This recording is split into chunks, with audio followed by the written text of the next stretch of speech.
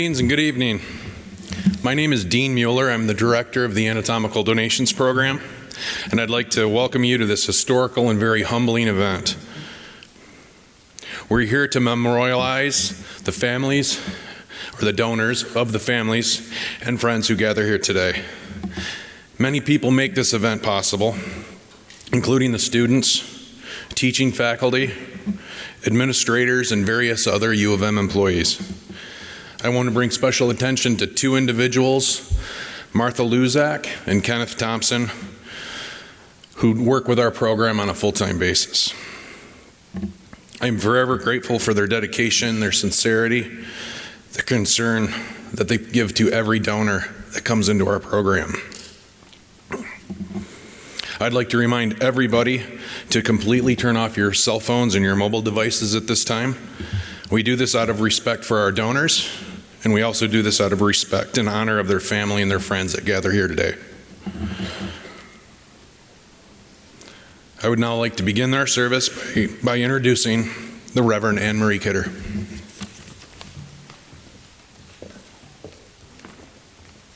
Thank you. I invite you to please join me in prayer.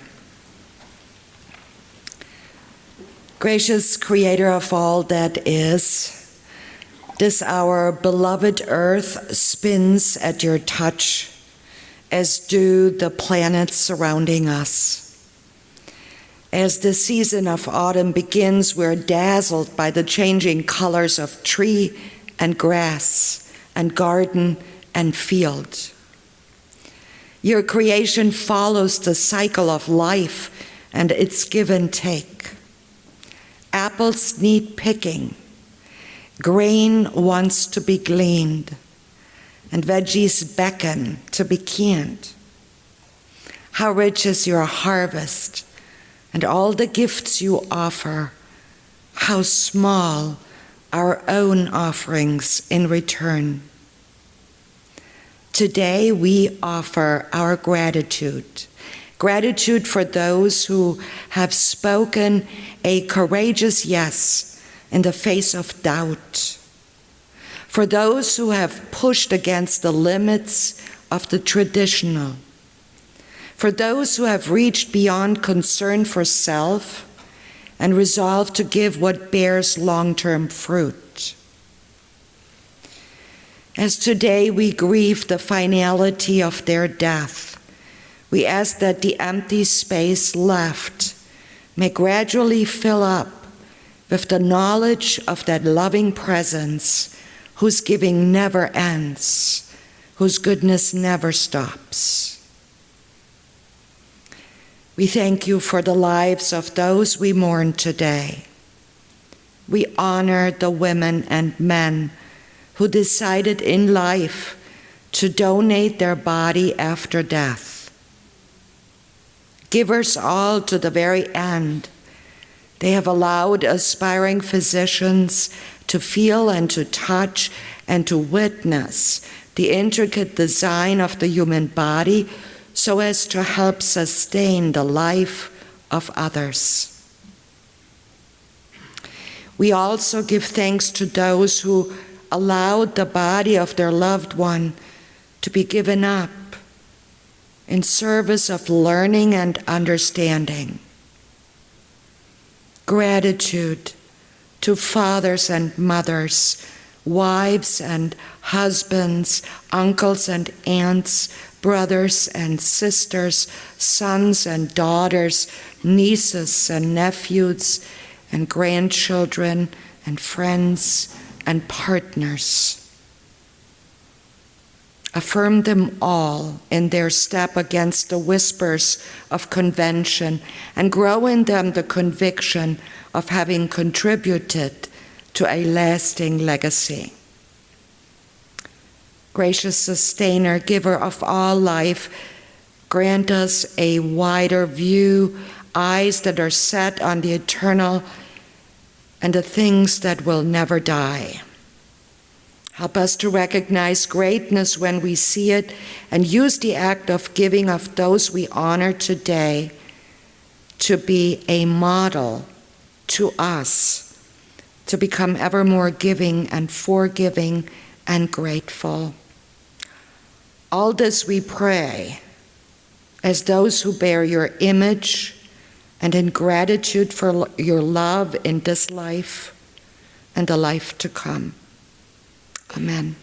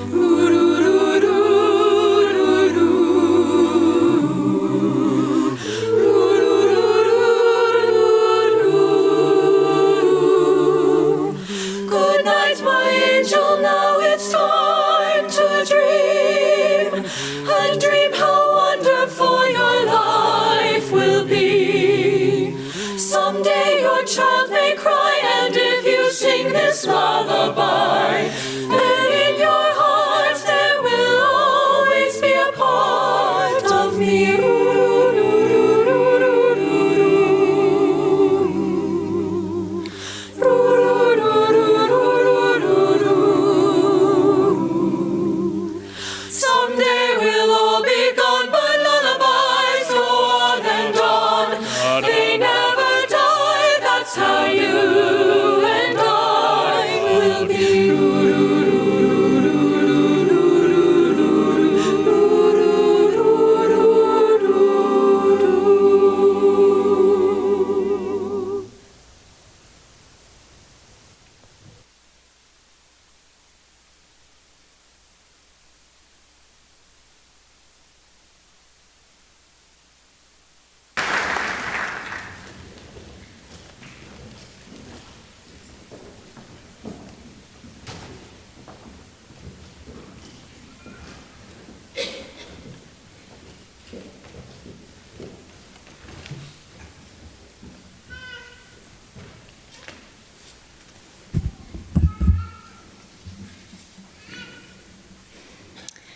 To the daughters, sons, grandchildren, nieces, nephews, parents, friends, and other families here today, thank you for coming to remember your loved ones and celebrate their gift, which continues to carry on their legacy.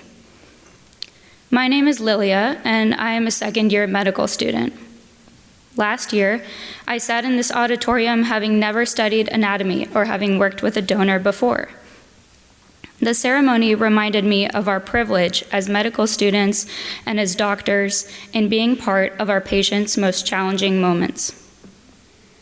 It also reminded me of our responsibility to care for each of our patients as if they were our own family members. Throughout the year, when we had difficult dissections or exams weighing on our minds, I remembered this day and the incredible lives that each of our donors lived before we knew them. Thank you all for being here to honor them today. I want to share with you two moments that resonated with me from last year and reminded me of this service. The first was on our first day of anatomy. Around this time last year, we were a month and a half into medical school when we went down to the labs to meet our donors. I was nervous. I'd never studied anatomy before. Being in the lab for the first time was a strange experience. Between the donors, the anxious medical students, and the smell of formaldehyde, there was little opportunity to distract myself. I thought about the donors underneath the plastic sheets, and I couldn't help but think of my own experiences with death and loss.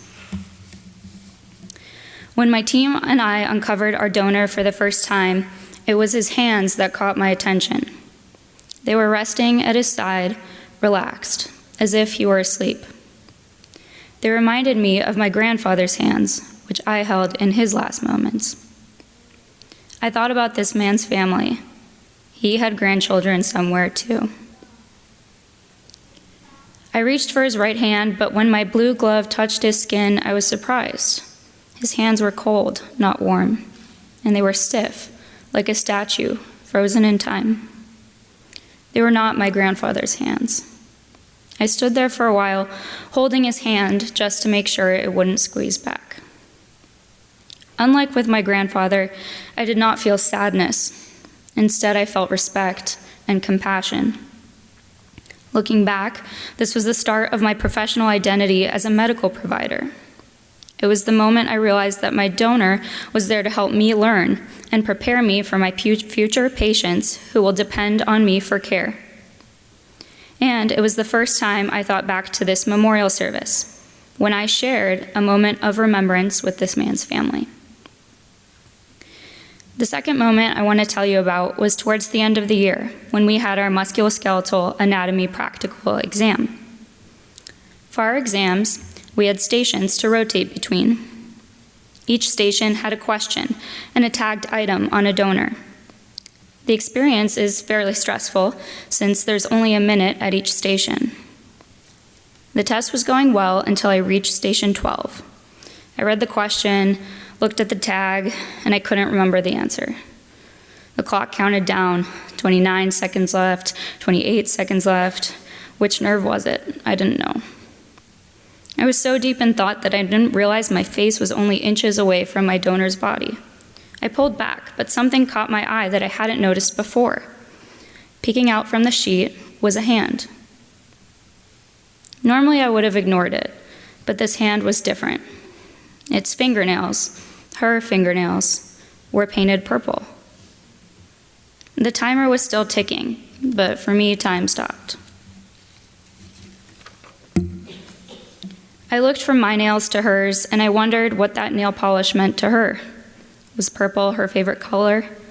Did she always have her nails painted? The timer had buzzed, startling me, and time was up. I moved on, and I got that question wrong. But that small moment of human connection reminded me of why I came to medical school, to connect with and to help patients. Sometimes in medical school, you lose the forest through the trees, but every once in a while, you have small moments of clarity, such as this one, that push you along. I'm thankful not only to my donor, but to each and every donor that taught me something this past year for these insights.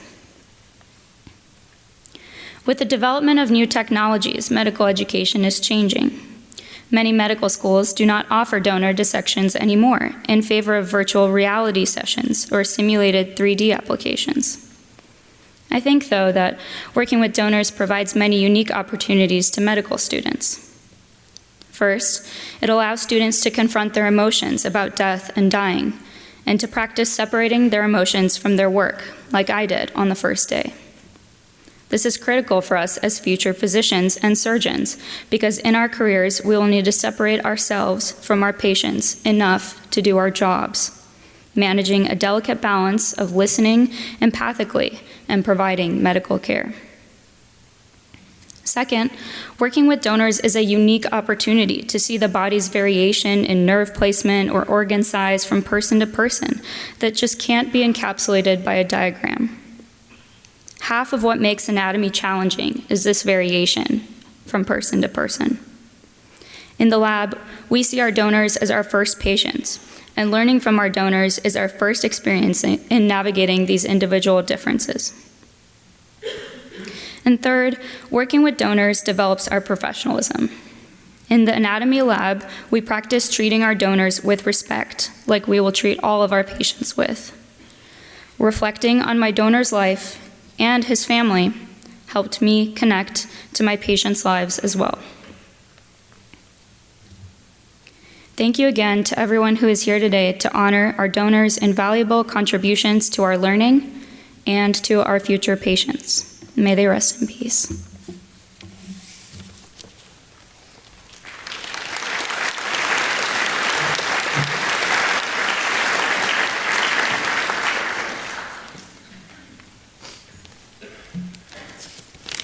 Hello, my name is Connor, and I'm in D1.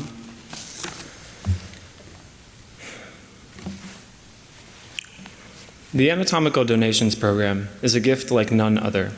It is a gift of knowledge and curiosity, and of passion and of love. Few donations in life have such strong influence on the outcome of our well-being as a society. As a result of this program, my peers and I have grown, not just academically, but personally.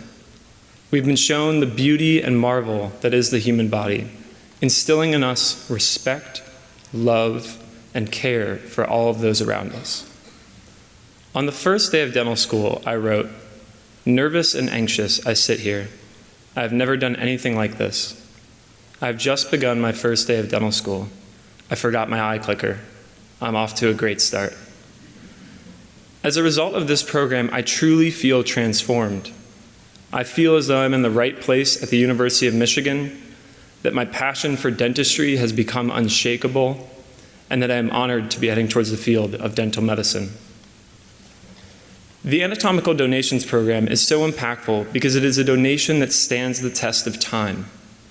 It is a gift that I will carry with me long into my career practicing as a dentist, helping not only me, but the thousands and thousands of patients that I and my peers will eventually see.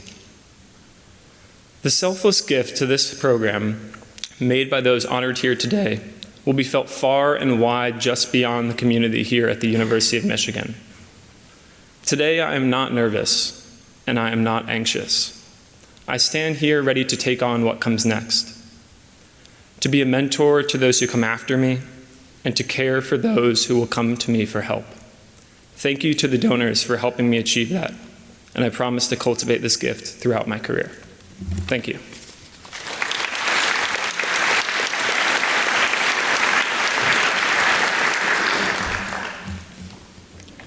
What does it mean to transcend? To live beyond a single moment in time, to exist beyond your personhood and touch the lives of others. Good evening, and thank you all for being here today. My name is Limi, and I'm a first-year medical student. I am humbled to be here to address the students, the faculty, the children, the parents, the spouses, and the loved ones who are here with us today. I want to share my deepest gratitude for the time you have taken to be here and share in this collective experience of reflection. When I first walked through the halls of this school, Some of the first words I heard were "Welcome to the Michigan family." In the few short months that I've been here, I have witnessed a dedication to upholding certain values. Values such as professionalism, where we strive to be the best representatives of the medical field that we can be. Values such as compassion, where we connect with the side of all of us that makes us human. And values such as respect, where we recognize the life lived of all of those who we encounter and their unique life experiences. There is an ingrained desire to uphold these values with our patients and each other. So I hope that you will have confidence that we will treat your loved ones with professionalism, compassion, and respect while they are here with us. Because as not only our first patients, but also our most impactful teachers, they are every bit a part of this family as any one of us. Starting from the newest additions of a medical school class to the most established physicians, we all rely on the generous gift of donors to push knowledge and innovation forward, to create an impact that will live for many years to come. We are part of an imperfect healthcare system, and the reaches of our scientific knowledge are limited. However, when we can work together, each providing a piece of the puzzle, we can use our collective efforts to help those who have struggled to find answers and receive adequate care. Through their gift, your loved ones have committed themselves to the advancement of medical knowledge, to make it better for those in future generations, a gift that we can never repay them for. Now, I would like to say a few thank yous to our donors. Thank you for supporting us on our journey to becoming physicians. Thank you for believing in us to handle you with the utmost care. And thank you for entrusting us to be the ones who will use the knowledge we learn from you wisely and apply it to improving the medical field. Yours is a gift that is priceless. Yours is a gift that transcends.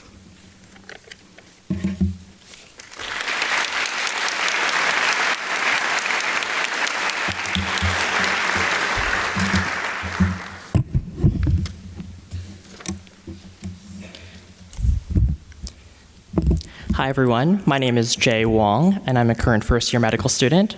I wanted to start off by saying thank you so much for giving me the distinct honor of speaking before all of you tonight. To begin, I wanted to tell you a little bit more about my background. So as a former linguistics major turned molecular, cellular, developmental biology major during undergrad, I couldn't help but wonder about the idea of words and the meanings behind them. Donor, one that gives, donates, or presents something. This is what Merriam-Webster tells us is the denotation of the word donor. Likewise, Wikipedia tells us that a donor in general is a person, organization, or government which donates something voluntarily. So while Merriam-Webster and Wikipedia could potentially be adequate first choices for understanding the rudimentary meanings and concepts ascribed to a word, they are in many ways stifled and limited by the very nature in which the words are presented and logged to us, as reductive, often overly simplistic representations of infinitely nuanced, multi-layered, and at times poignant ideas that fail to fully encapsulate the contextual humanity, personhood, and deeply meaningful stories ensconced behind seemingly simple words like donor. So tonight, I want us to consider the shared reality that meanings are not inherently embedded in words themselves, but in people. And these people, your loved ones, are what gives words like donor such an immeasurably magnificent and noble disposition. It is in the glowing autobiographies that your loved ones have written for themselves that in their final chapters contain some of humankind's greatest aspirations and virtues that most of us can ever dream of reaching, let alone achieving. And those are, among many others, aspirations that sit atop the pinnacle of human ability, such as absolute selflessness, eternal magnanimity, and a self-motivated, inexorable pursuit towards the advancement and betterment of both medicine and humankind. These are just a few of the many characteristics evinced through your loved one's gracious decision to become an anatomical donor. It is often conceived that anatomy occupies a unique and a very particular point in a medical student's journey, in that it serves as a nexus, an academic linchpin, connecting and integrating conceptual abstractions from lectures and textbooks with a face, a body, a human life. This, for many people, humanizes the experience and puts sterile, often all too impersonal, and abstruse scientific knowledge distilled from our classes into a more understandable, applicable, and proximate framework. In the process, I believe we as medical students come to appreciate a frequently unspoken interpersonal dynamic of not only physicians being educators of their patients, but patients being physicians' most radiant and invaluable educators. Moreover, your loved ones teach us that no two humans are the same. An artery, vein, or nerve, for example, may run slightly differently from one person to the next. Navigating through the almost stellar constellation of landmarks scattered throughout our bodies, the confluent and bifurcating networks of veins and nerves and vasculature that breathe life into all of us, and the anatomical roadmap and resplendent biological architecture of structures laid out before us like masterpieces of art that can only lend themselves to exquisite veneration and awe, our donors, your loved ones, teach us that underneath us all, we share a common thread in the very nature of our existence that is enhanced and made only more beautiful by our individual differences. Most of all, your loved ones are humble reminders that while we may learn a lot about the scientific and physical aspects of our donors, we too have ineluctable limitations, and that our insight into our donors' lives is wrought with mystery and a lack and absence of knowledge. We will never know our donors' life journeys, where they've been, their personal struggles and challenges, their greatest dreams. We won't know their favorite foods, TV shows, or hobbies, what made them laugh, what made them cry. How many times their shoulders served as cushions for broken-hearted family members or friends to cry on, or soft seats for smiling, giggling children to climb up onto and ride on. How many hands they've held, arms they've linked with, people they've embraced, and lives they've touched. So I want to take a moment to acknowledge the boundless stories and unquantifiable experiences that each and every one of your loved ones have carried with them into the space that we have been able to share together, and recognize that embedded within their gift is the cumulative totality of their incredible life stories, unique experiences, and spectacular journeys. Thank you again to all of you and your loved ones for their extraordinary kindness and contribution to medicine and to our world. Their generosity will be in our hearts forever. Thank you.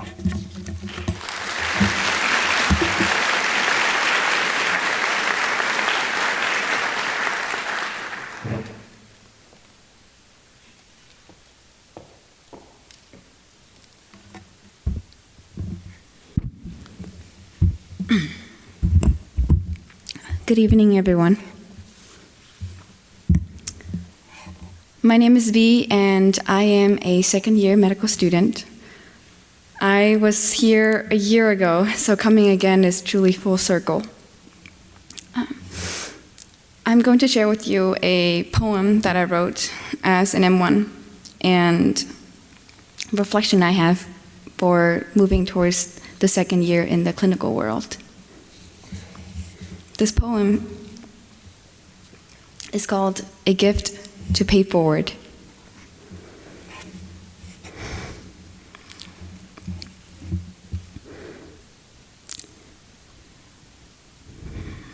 I held his hand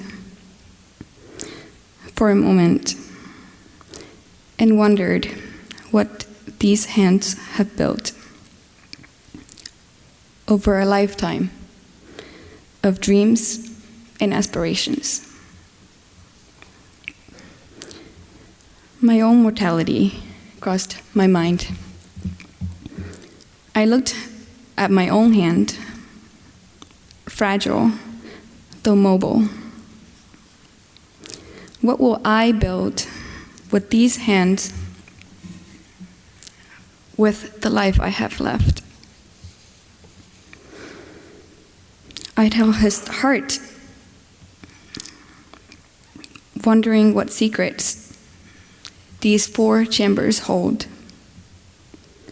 For whom did his heart beat besides life itself? The strongest organ in the body, in the soft palms of my hands. I wondered about that last heartbeat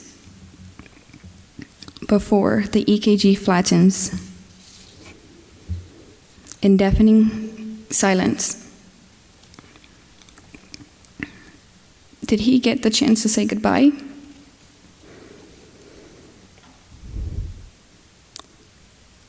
I held his brain and wondered how many thoughts and emotions have passed through these neurons. Hopes, fears, joy, pain, love. Where did they all go?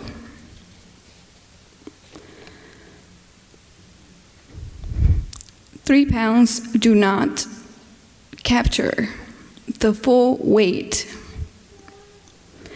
A lifetime of memories, beliefs, a whole worldview in my hands. A mix of strong embalming fluid and my own emotions stung and blurred my eyes. And I stood still for a moment with deep appreciation for a friend, my first patient, and a teacher.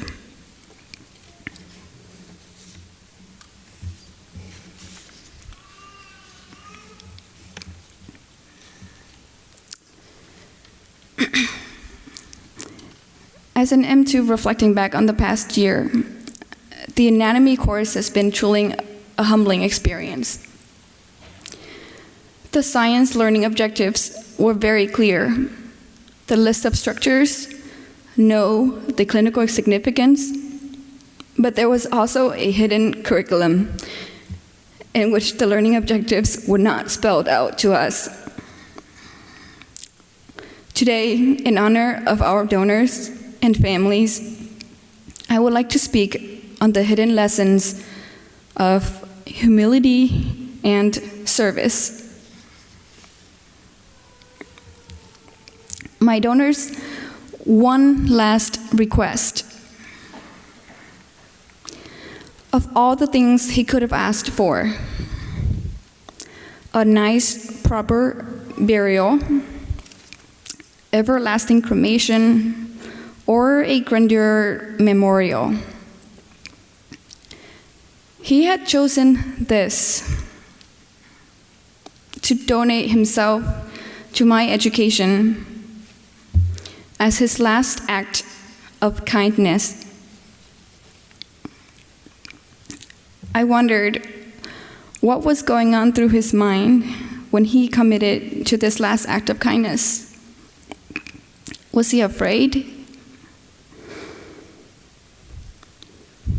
I deduced that he must have been someone kind who puts himself above others. Puts others above himself. Someone who valued education. Someone brave. Someone who lived a life and even a death of service.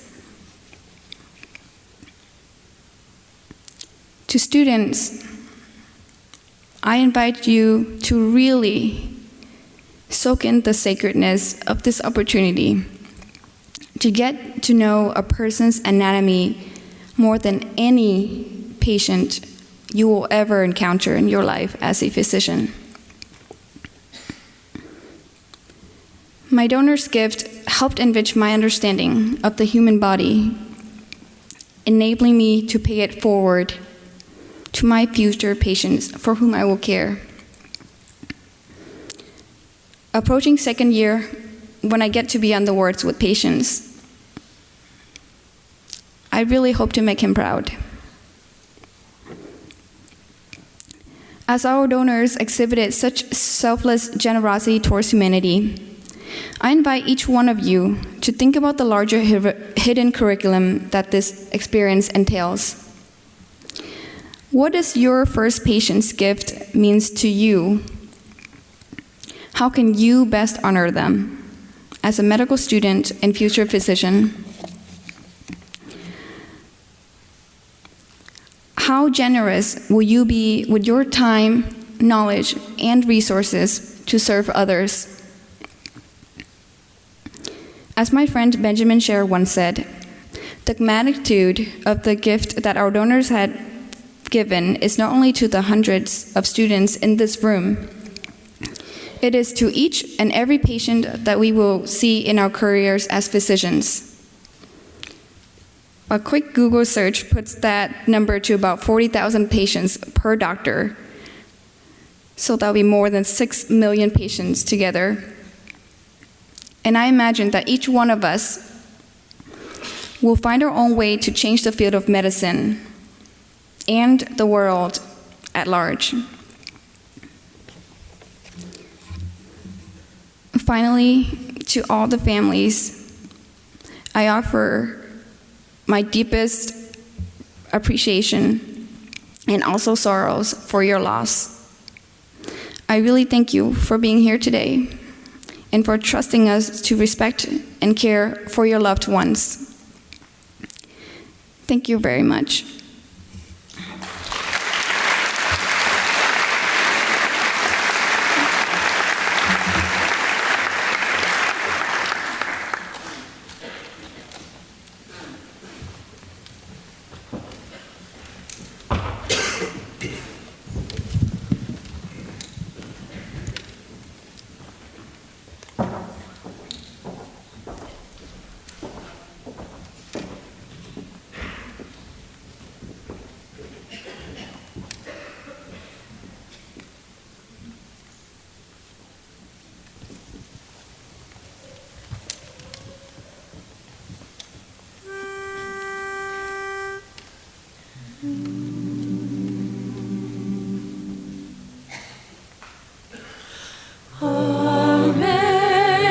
Amazing grace, how sweet the sound that saved a wretch like me.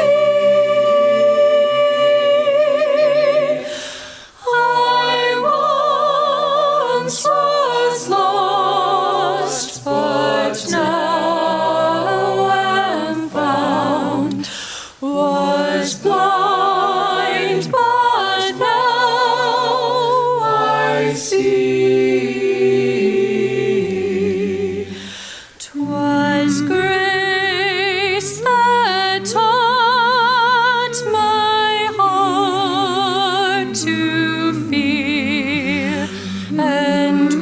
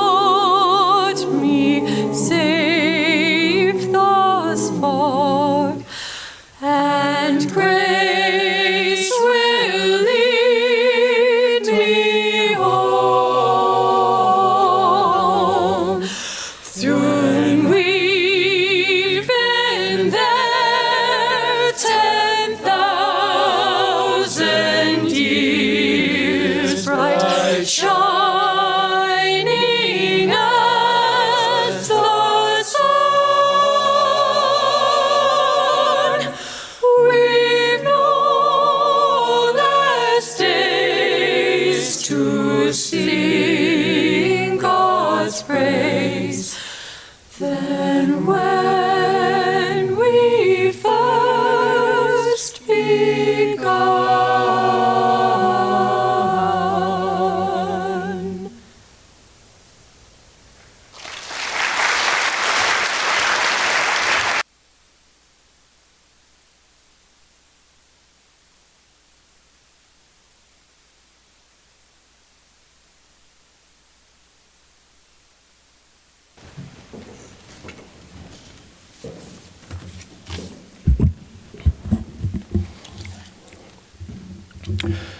Good evening, everyone.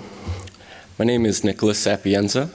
I am a first-year student in the Physician Assistant program at Eastern Michigan University. I'd like to thank you all for coming here today to allow us students, researchers, and instructors to show our deep gratitude and respect for your loved ones. Today is not a mourning of their deaths, but rather a testament to their kind and generous nature. Our donors have imbued us as students with knowledge, not to the benefit of themselves, but to benefit many future generations. Your loved ones have given the ultimate gift to allow us to learn from their bodies, to help us to become better healthcare providers so that one day we may care for you. Apart from being our first patients, our donors were also very much some of our first instructors. They accompanied us on this journey into graduate education and careers in the healthcare field.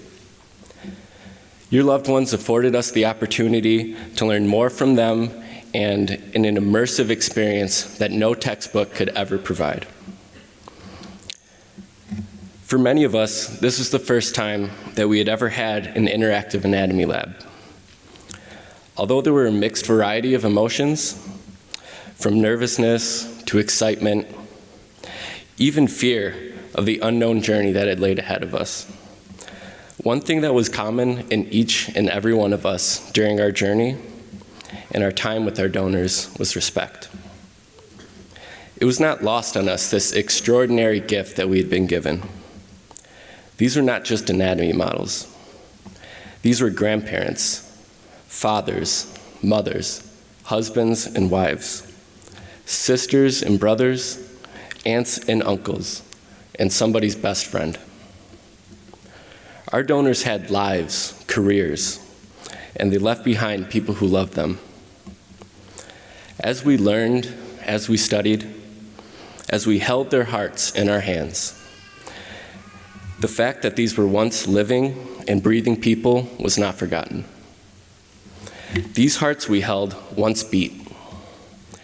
These hearts were heard by loved ones who laid on their chests.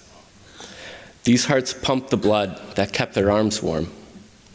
The same arms that once held someone in fear, in happiness, or in love.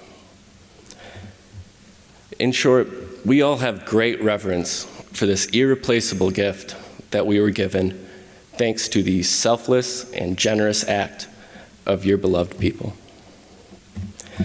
But today isn't really about us. It's about you, the families, the friends. We are all just here in the hope that we can offer you some amount of solace in the fact that your loved ones' deaths were not in vain. Your loved ones continue to impart new memories on us in death as students, just as they did on you in life. In closing, I'd like to leave you all with a quote from the novelist Terry Pratchett. "No one is actually dead until the ripples they cause in the world die away. I can assure you all today that those ripples are very much alive." Thank you very much.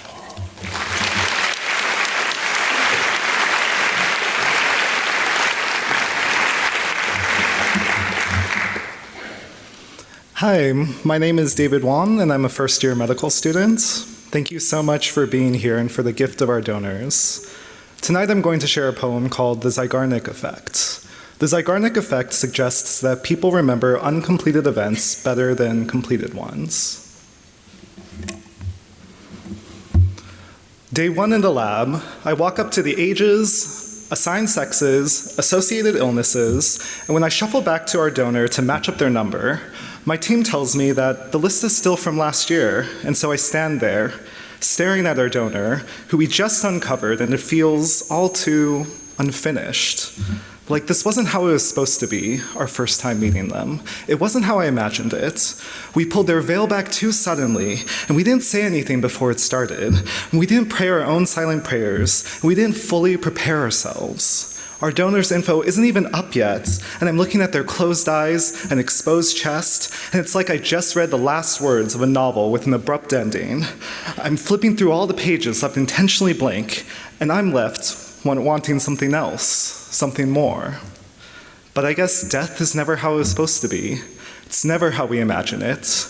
The temple veil gets pulled in two, and we never say all that we need to before it happens. We don't pray as much as we want to. We can't ever prepare ourselves to see the end. Day 2 and day 3 in the lab came last week. Day 4 yesterday. Each time we cut, we create wounds that will never heal.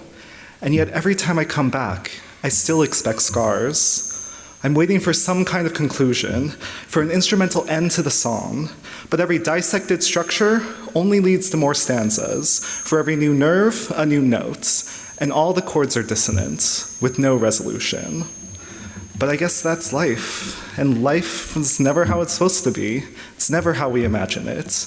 We get pulled into this world so suddenly, and we were never asked if we wanted to start living, and we didn't know how to pray at first. We didn't know how to prepare ourselves to begin.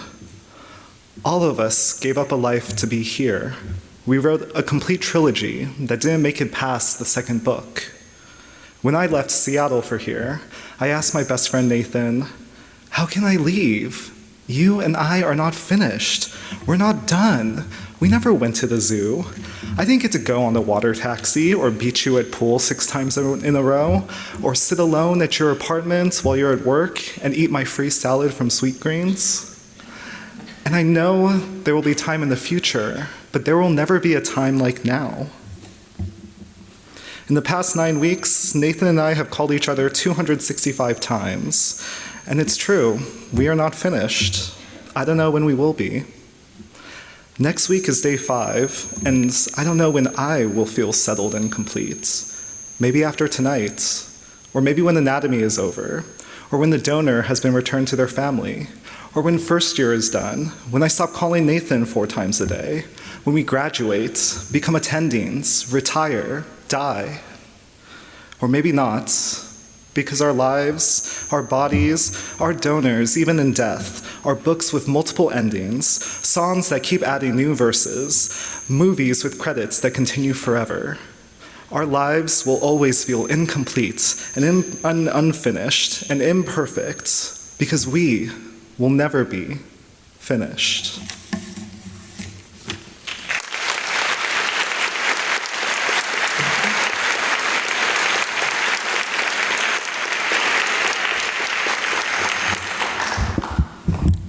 Hi, everyone. My name is Ruth Bishop, and I'm a second-year medical student. And I just wanted to start by just saying thank you very much for providing me with this opportunity to speak to you all today. I feel an immense sense of gratitude to the families of our donors for your contributions to my medical education, so thank you. In the semi-autobiographical novel, The Things They Carried, author and Vietnam veteran Tim O'Brien and his fellow soldiers kept the dead alive by telling stories about them, using the photos and other articles carried in their coat pockets as reminders of the people and experiences most essential to their lives. Tim O'Brien writes, "They carried all they could bear, and then some, including a silent awe for the terrible power of the things they carried." Being in a health profession forces us to contemplate the things people carry quite often. When taking a social history, we are trained to ask about our patients' support systems, substance abuse, and occupation, all within the span of 30 seconds. Do we really learn the things making our patients whole and human? Do we truly know the loss and love that they carry within themselves? At last year's donation ceremony, one of the students reflected on how their anatomical donor was their first patient. Having experienced anatomy lab last year, I happen to disagree. To me, our donors were our first and our best teachers. My donor provided me with a window into the beautiful complexity and intricacy of each muscle, tendon, and bone. From her, I traced the path of the wandering vagus nerve from her head to abdomen. I felt the tightness of her chordae tendineae, her heartstrings, and was amazed at how these thin fibers were strong enough to keep our heart valves shut. In reflecting further, I realized that my donor, in her silence, taught me that no amount of dissection of her minuscule parts of her body would reveal her humanity. So much of who my donor was as a person was still hidden from me. What sadness did she have? Hopes? Dreams? Who were the hands that she held and the eyes she gazed into? What were the life moments that pulled her heartstrings? With our stethoscopes, we can hear the crackling of lungs. With our CT scans and X-rays, we can diagnose cancers and fractures.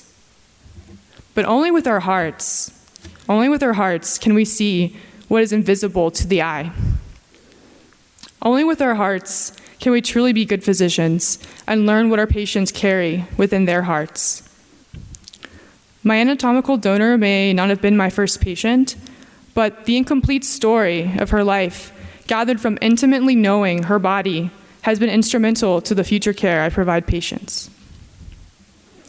To close, I want to recite one of my favorite E.E. Cummings poems, I Carry Your Heart With Me, I Carry It In. I think it captures the symbolism of the heart, echoing a sentimentality so human. It seems as if Cummings were talking about my own relationships. I hope Cummings' words speak to you and your loved ones, now gone, whom you carry in your hearts. I carry your heart with me. I carry it in my heart. I'm never without it. Anywhere I go, you go, my dear. And whatever is done, by only me is your doing, my darling. I fear no fate, for you are my fate, my sweet. I want no world, for beautiful, you are my world, my true. And it's you or whatever a moon was always meant, and whatever sun will always sing is you. Here is the deepest secret nobody knows. Here is the root of the root, and the bud of the bud, and the sky of the sky of a tree called life, which grows higher than soul can hope or mind can hide. And this is the wonder that's keeping the stars apart. I carry your heart. I carry it in my heart. Thank you.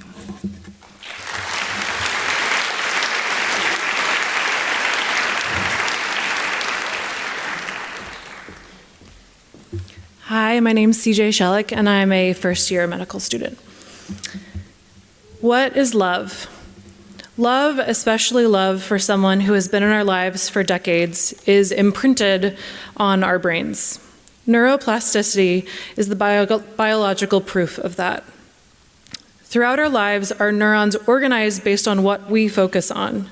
The more you think about someone or something, the more neurons are recruited to that part of your brain. And if it were possible to put this on a slide and look at it under a microscope, we would actually see more and more cells lined up, creating a more worn road, easier for chemical signals to zip along. My grandmother passed away 1 month ago. She is no longer here, but when I think about her, the neuronal pathways in my brain light up. I imagine myself at night, standing next to a highway, watching lights on successive lampposts blink, snaking off into the distance. Each time I fire neurons associated with memories of her, the lampposts are brighter, the connections reinforced, the love for her stronger. In a way, this is proof that she existed. I think of her laugh and the pattern of her skirted bathing suits, the way her wrist bent like a crooked tree branch, the result of a fracture which a physician most certainly had the intention of properly setting but couldn't because she skipped clinic after cheerfully diagnosing herself as fine. I also remember the last agonizing year of her life when she battled severe Alzheimer's, when it felt like she only ever looked through me but never saw me. Some parts I want to remember less, but the geography of my neurons is laid down. The lampposts on the highway burn, illuminating the light. What is love? Everyone here has lamppost-lined highways inside of them that are associated with people we have lost. Our donors have their own highways inside of them, worn down by the parts of life they loved and thought about the most. Cells line up to tell stories of the mundane and the precious. But the neuronal map of my donor also contains something else, something that has to do with me. I, or the idea of me, is somewhere in their map. It is difficult for me to imagine a greater act of love than wanting to give something to a person you will never meet or know. And yet, months ago, my donor did this, without even knowing who I was. When I look at my donor now, I feel love. I see all the parts of me inside of this other person. I see my grandmother. Sometimes I imagine death as a doorway at the end of a long road. Many will enter before me and many after me. My donor is just a little farther down that road than I am. Until I walk through this doorway, I will try to become the best person and physician I can be. When I graduate from medical school in 4 years, it will be because I was never alone. It will be because I was surrounded by people who were willing to give parts of themselves to me. And to my donor, I want to say thank you. Thank you for teaching me and playing a role in the outcome of my future patients. Most of all, thank you for being a part of me.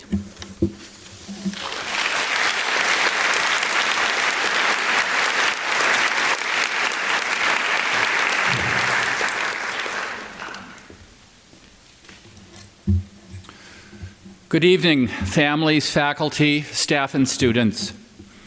My name is Andrew Barnosky, and it's my distinct privilege to serve as an attending physician in the University of Michigan Medical Center and as the director of the Division of Anatomical Sciences in our medical school. On behalf of the anatomy faculty that I'm very honored to teach with, we wish to extend our sincere appreciation to all family members and close friends of our anatomical donors, truly our students' first patients, for your participation in this memorial service tonight, and for your commitment to the education and professional development of both our health professions students and biomedical sciences students. We sincerely thank you for attending. Our desire this evening has been to honor those who, as a final act of generosity in their lives, have given of themselves for the education of our students. While unfortunately we cannot extend our appreciation to these individuals directly, we know that many of you are their spouses, their siblings, children, parents, friends, or other relatives, and we extend our appreciation to them through you. Our donors are profound and inspiring teachers to all of us. They have offered us, both faculty and students alike, an experience like none other in health sciences education. We are humbled by their decision to give us this privilege and the heightened sense of both duty and gratitude they impart on us today and in our futures. Regardless of where our careers take us in the health professions and clinical research, the concern for and care of patients is central and always involves both technical and moral considerations. All of us at some point will become patients, and the expectation arises in each of us that our healthcare professionals will bring competency and compassion into the therapeutic relationship from beginning to end. Our anatomical donors are an integral part of the beginning of this educational journey for our learners. It is through them that we gain insight, respect, and awe for our uniqueness as human beings, and we deepen our appreciation of the beautiful complexities of human form and function. It is through them that we begin to climb a learning curve of knowledge, skills, and attitude of human life and humanism and compassion, which will impact us for the length of our professional lives. It is through them that we deepen our respect for life in all forms and widen our appreciation of the privilege of caring for others. And while it is unfortunate that we will not have the privilege of appreciating the depth of their qualities of personhood in life, we honor and respect them by passionately accepting the gift of learning they have given us to care for others in our professional lives, and being properly prepared in study to take from them all they have to give us. Our students graduate from professional and graduate school with significant insight into the ethical and moral duties of healthcare providers and researchers to those they serve. In the many discussions and readings which are part of their education, it is stressed that the ethical obligations which we accept as professionals are an outgrowth of the relationships we enter into. Whether such relationships are with patients, faculty, students, each other, or the public at large, virtues in medicine form a dominant part of those discussions in school. It is very much true that there's a professional relationship between our students and our anatomical donors as well. As noted before, our donors are often referred to as, quote, first patients by our students, and certainly as some of their most significant teachers. We speak often in our ethics discussions of social justice in healthcare. And justice discussions often gravitate towards what is known as intergenerational solidarity in healthcare. This term, intergenerational solidarity, is a long word, but really a simple concept. On the one hand, the term simply implies what each generation owes to the other, the young to the old to the young. But a more significant meaning relating to those we are honoring here tonight is the concept of what present generations owe to future generations. Those who are young, who will one day be old and infirm, and those who are well, who will one day become ill. Those whose existence has not yet even been thought of. In order to provide care for this next generation of people, it is ethically incumbent upon us today to train the next generation of caregivers and researchers, our students with us tonight. And it is our anatomical donors who make the beginning of this journey possible. We could not do it without them. We owe an incalculable debt of appreciation to all of them. So thank you for joining us. And should you have a question or wish to speak to any of our faculty or staff following the conclusion of the program this evening, you will recognize all of us by our wearing of a yellow rose. We would be honored to visit with you. Thank you.